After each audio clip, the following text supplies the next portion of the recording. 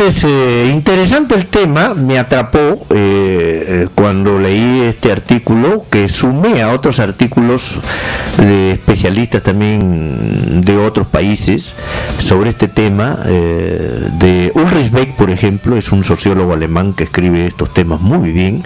Ustedes saben, yo he sido profesor de sociología del derecho en la Universidad Privada San Juan Bautista, varios años, como 6 o 7 años, profesor de Sociología del Derecho.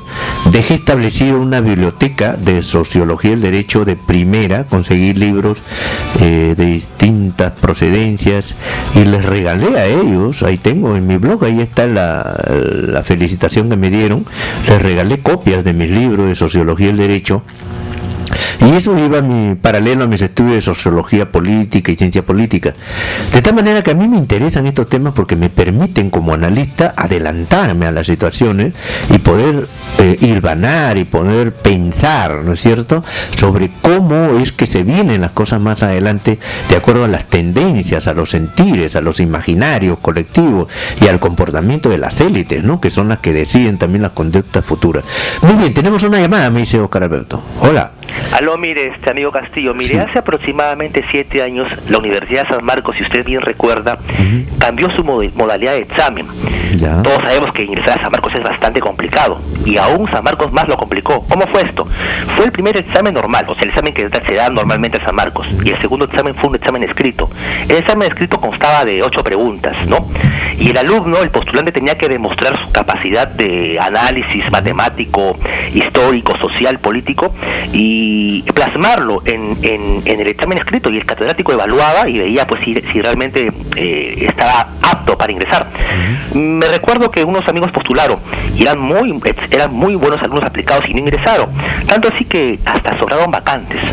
Yo me pregunto, realmente la admisión a una universidad debería ser rigurosa. Cualquiera no puede ser llamado universitario, tanto así, mire, yo vivo acá frente a la Universidad César Vallejo y yo he visto la evolución de esa universidad, cómo empezó con un edificio y ahora prácticamente lo tiene todo colmado, porque esa universidad yo veo que regala maestrías, títulos, doctorados, tanto así que en las elecciones pasadas este señor mexicano que es motivador, claro, fue a la Universidad César Vallejo, sí, claro, apoyando a Pedro Pablo Kuczynski. Los alumnos de la Vallejo apoyaban a Pedro Pablo Kuczynski. Yo les preguntaba a los señores de Vallejo, a los señores estudiantes de Derecho, de Sociología, cuál era su análisis histórico, político de la realidad social, y estaban más perdidos que Papá Noel en fiestas patrias.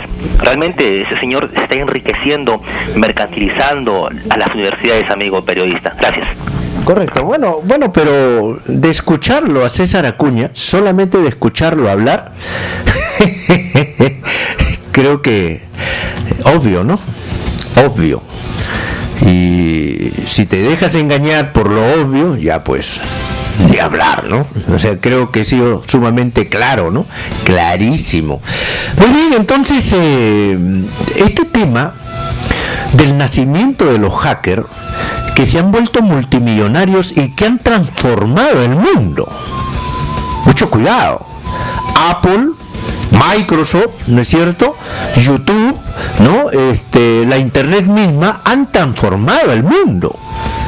La muerte de Steve Jobs, el creador de Apple, fue una conmoción.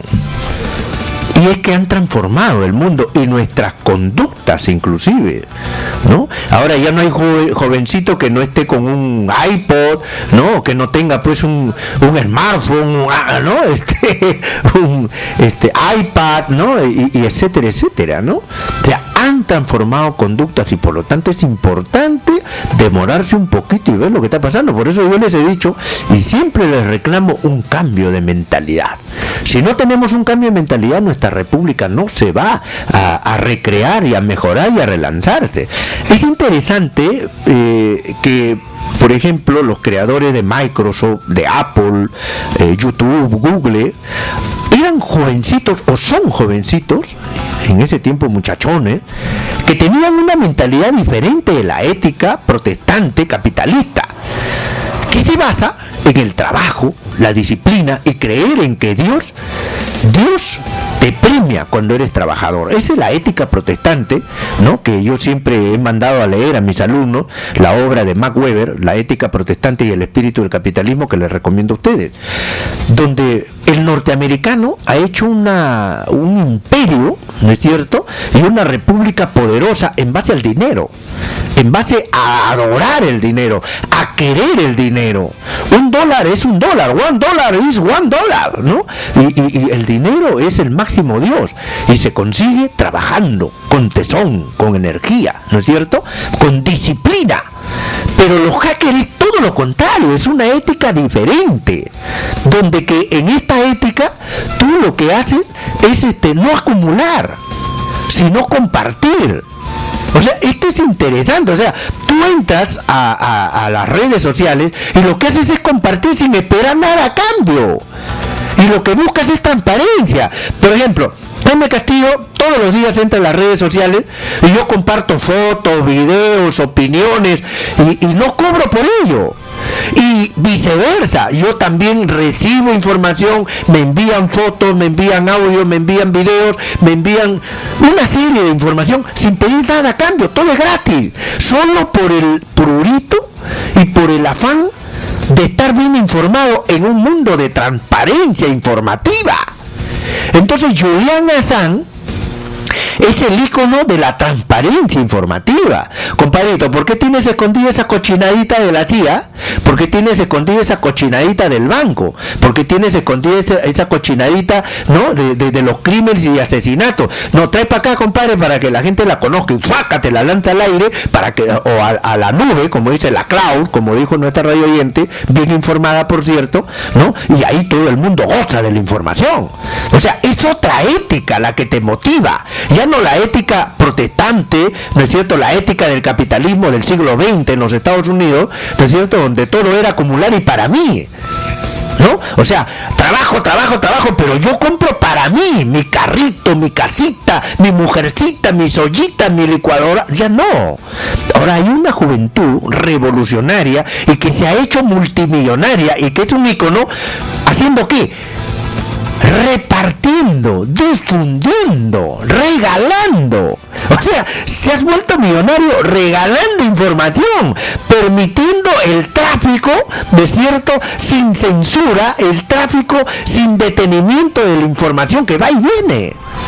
Eso es interesante. Y para terminar, el último párrafo de Marcos y Fuentes dice así: todos ellos, o sea, los que usamos redes sociales, los que trabajamos en este mundo de la información sin límites, todos ellos, todos nosotros somos, bajo distintos grados de influencia, herederos de un sentido común popularizado por los hackers originales de los 70. Para la ética hacker importa el acceso ilimitado, irrestricto y libre a la información, la libertad, compartir lo que nos apasiona, la transparencia, más que las ganancias, importa el reconocimiento de tus pares. Así tiene más sentido Wikileaks, ¿no? Y también la piratería, entre comillas, las redes sociales, el ciberactivismo y todo eso que Vargas Llosa insiste en ver desde el balcón. Buen artículo. O sea, Vargas Llosa vive en el siglo XIX, a pesar que él ha nacido en el siglo XX, pero él vive en el siglo XIX. Ahora el mundo se mueve en base a la transparencia, en base a la información, a la eliminación de los secretos. Y yo les digo una cosa, ¿por qué me llama la atención esto? Porque en ciencia política usted estudia un tema fundamental en la política que se llama las razones de Estado, ¿correcto? Que le llamaban de la política monárquica, los arcanos, o sea, los secretos bien guardados bajo 7 llaves, y en la política, en la ciencia política moderna se llaman los secretos de las razones de Estado, ¿correcto? O sea, esas razones que no puede conocer el público. Por ejemplo, el Servicio de Inteligencia del Perú, ¿a cuántos países tiene chuponeado? ¿Cuánta información sabemos del armamento chileno, del armamento argentino, del armamento ecuatoriano? Esas son las razones de Estado. ¿Y por qué firmamos un convenio con tal país y no con el otro? ¿Por qué? ¿Cuáles son esas razones ocultas de Estado? Entonces, lo que Julian Assange y la ética hacker plantea ahora es que ya no deben haber secretos, hermanito. ni de la CIA, ni de nadie, y que todo debe ser transparente, y que los calzones se ventilen ahí con sus colores y sus olores en el internet, y se acabó la vaina. Entonces esto transforma la conducta política, ¿correcto? Todo lo transforma. Entonces cuando hacemos una organización como Foro Republicano, se va en esa vía. ¿Por qué miércoles o por qué diantres tú me vas a ocultar información, mafioso del partido político? ¿Por qué miércoles y por qué diantres tú, traidor, estafador, que me prometiste tal cosa, te vas a hacer el interesante? ¿Quién eres tú? Tú eres tan republicano como yo, y a mí me tienes que dar la información y cumplir tu palabra. Entonces esto es un movimiento nuevo, donde que el ciudadano ya entra a otra etapa, donde ya no hay colores. Ya no hay que tú eres negrito, y tú eres serranito, y tú eres blanquito, y tú eres gordito, y tú eres flaquito. No, esas son ya estupideces y prejuicios superados. El señor Barack Obama, imposible que un negro sea concebido como presidente de la República en el siglo XIX, ni siquiera en el siglo XX, porque a los negros los han masacrado, los han matado, les han roto las cabezas, los han ahorcado, los han quemado vivos, por el odio, simplemente por el odio racial. Y el prejuicio hasta de nuestros padres es de que aquí en el Perú vale el que tiene color blanquito, ojitos verdes, ojitos azules, zarcos le dicen en Cajamarca, ¿no? Tiene ojitos zarcos, como diciendo es superior a ti, ¿no? Y si eres un poco altito y blanconcito, eres superior a los demás. Todos los que somos cholitos, negritos, oscuritos, no, eso no sirve, es la indiada, la peonada. Con esta nueva versión de la transparencia de la información se fue al demonio todos esos prejuicios. La potencia y la fuerza de la tecnología ahora ha arrasado los prejuicios, y el señor Barack Obama ha llegado también por la fuerza de las redes sociales. Ustedes saben eso. Y el señor Barack Obama va a ganar las elecciones nuevamente. Ustedes han visto en la última convención demócrata la cantidad de todas las sangres que estuvieron ahí, de los 5 continentes representados, algunos llorando en lágrimas la esperanza de negros, chinos, blancos, mestizos, americanos, latinos, en un negro.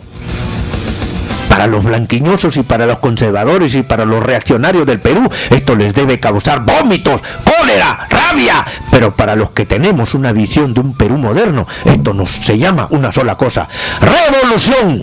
Y la revolución se va a dar con su presencia, cuando ustedes como repúblicos se paren con altivez, con señorío, a decir: señor, aquí en este Perú la república se respeta y no se le ofende, partidocrático mafioso.